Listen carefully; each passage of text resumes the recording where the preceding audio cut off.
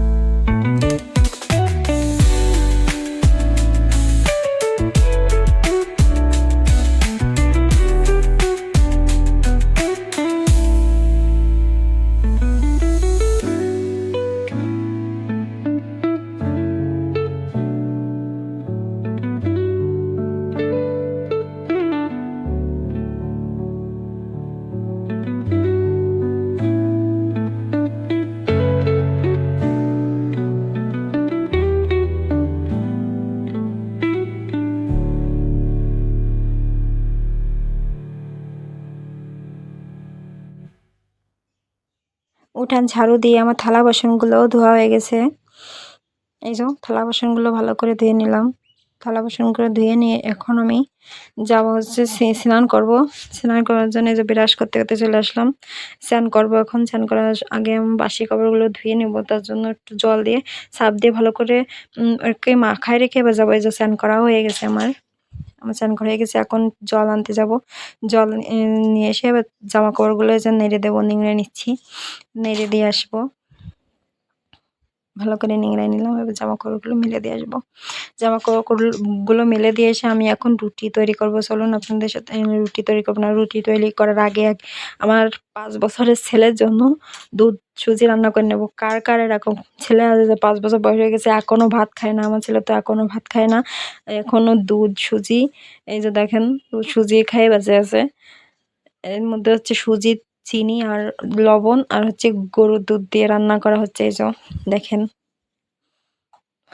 কার কার আমার মতো দুর্ভাগ্য যে ছেলেতে ভাত খায় না, যে কি জ্বালা, কি বলবো, কমেন্টে জানাবেন নিশ্চয়।